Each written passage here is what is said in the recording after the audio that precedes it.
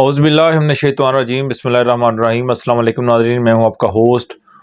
رانا رمضان اور آپ دیکھ رہے ہیں یوٹیوب اور فیس بک چینل۔ آج کے ولاگ کے حوالے سے بہت ہی زیادہ اہمیت کی حامل کچھ اپڈیٹس ہیں، وہ میں آپ کے سامنے شیئر کرنا چاہوں گا، بالخصوص نواز شریف صاحب کے حوالے سے اور جہانگیر ترین کے حوالے سے۔ آج جو ہے وہ سپریم کورٹ میں ایک بہت زیادہ اہمیت کا حامل وہ کیس ہے جس نے میاں نواز شریف کی اور جہانگیر ترین کی پورے ماضی کی زندگی کا جو ہے وہ فیصلہ کرنا ہے۔ اس کیس کی جو ہے وہ سماعت آج کے دن میں کی گئی سپریم کورٹ کے اندر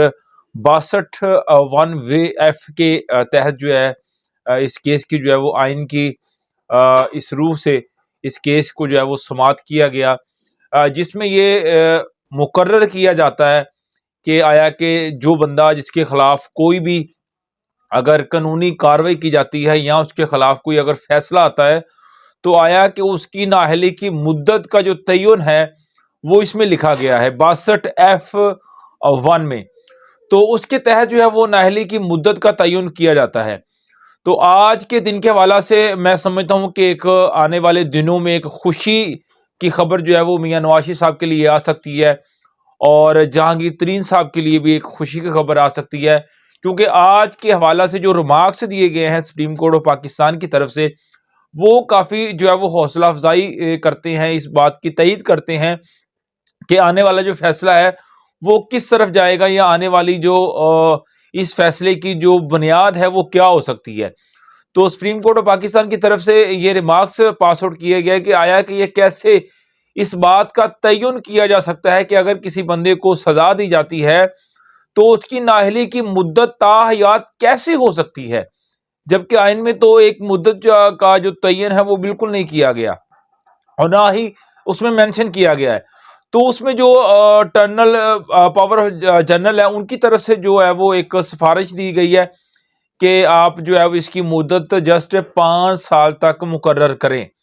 اور دوسری جانب جہانگیر ترین صاحب کی طرف سے جو وکیل تھے جنہوں نے آرگومنٹ دی انہوں نے بھی یہی سفارش کی کہ جناب اس کی جو مدت ہے نااہلی کی وہ 5 سال ہی ہونی چاہیے۔ اگر کسی بندے کو کسی بھی کیس میں اگر سزا دی جاتی ہے یا سزا سنائی جاتی ہے تو اس کی جو نااہلی کی مدت ہے وہ جسٹ 5 سال ہونی چاہیے، اس کے بعد وہ بندہ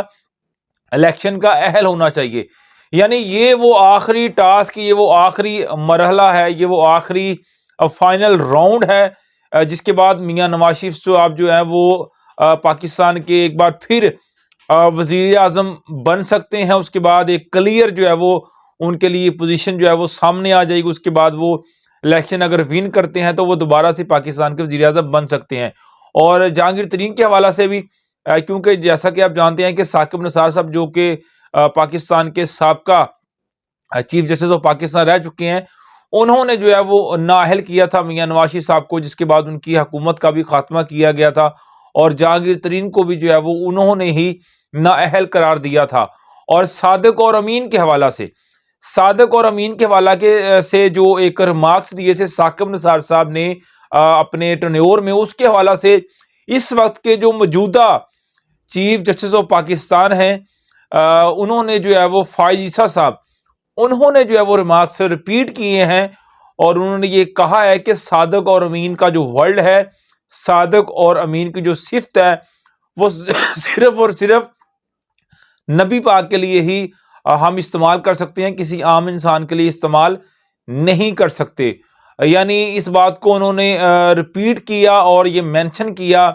کہ صادق اور امین کا جو ورڈ عمران خان کے لیے بالخصوص استعمال کیا گیا تھا وہ غلط ہے، اور صرف جو ہے وہ صادق اور امین کی جو ذات ہے وہ نبی رحمت حضرت محمد مصطفیٰ ہمارے پیارے نبی کی ہے۔ تو اس کے ساتھ ساتھ جو ہے مختلف جج صاحبان نے جو ریمارکس دیے وہ بھی انہوں نے یہی مینشن کیا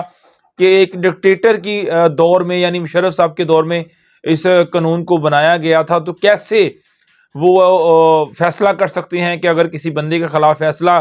سنایا جاتا ہے یا سزا دی جاتی ہے تو وہ تا حیات نااہل کیسے ہو سکتا ہے۔ تو ان ریمارکس کی بنیاد کے اوپر ایک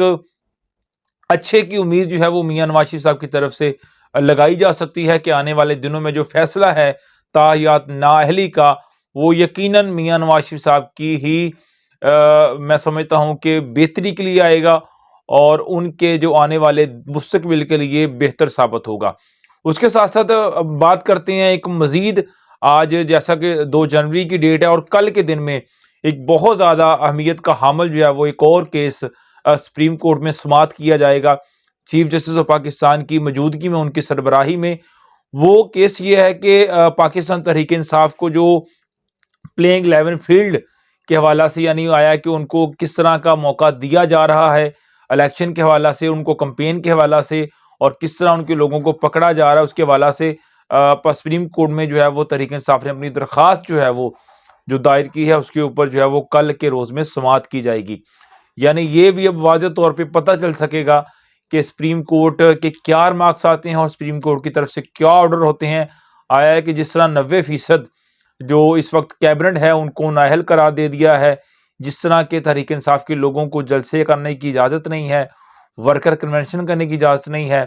تو پکڑ دکڑ کا جو سلسلہ ہے آیا کہ سپریم کورٹ کے کل کے فیصلے کے بعد وہ تھم پاتا ہے یا نہیں، یہ بھی ایک واضح جو ہے وہ آپ کی نظروں کے سامنے واضح طور پہ آ جائے گا۔ اس کے ساتھ ساتھ ایک بہت ہی بڑے جرنلسٹ ہیں ہارون الرشید صاحب، بہت بڑے عظیم صحافی ہیں اور معتبر صحافی ہیں، ان کی طرف سے ایک دعویٰ کیا گیا ہے کہ عمران خان صاحب کے ساتھ جو ہے وہ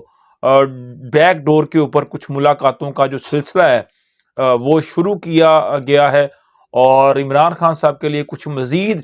آپشنز پہ غور کرنے کے لیے جو ہے وہ زور ڈالا جا رہا ہے، اور ان کو ساتھ جو ہے وہ مزید کچھ بہتری کی جو ہے وہ کوشش کرنے کی طرف ایک قدم بڑھایا جا رہا ہے کہ آیا کہ اس طرح کی جو پوزیشن ہے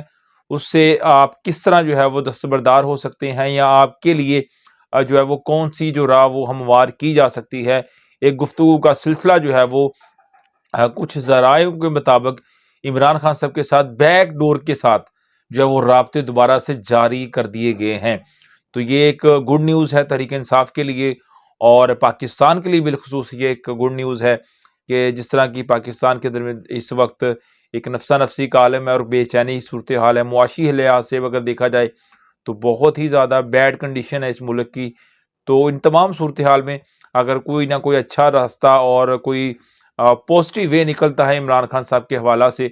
تو یہ ملک پاکستان کے لیے بھی بہت زیادہ بہتر ہوگا۔ اس کے ساتھ ساتھ اگر ہم بات کرتے ہیں اس وقت 7 جون کو جو ہے وہ تحریک انصاف کی طرف سے ایک اعلان کیا گیا ہے کہ وہ ورچوئل جلسہ کریں گے، جس طرح انہوں نے کچھ دن پہلے کیا تھا آن لائن جلسہ جس میں بہت زیادہ تعداد میں لوگوں نے پارٹیسپیشن کی تھی اپنا۔ پہلی بار یہ ایکسپیرینس تھا پاکستان کی تاریخ میں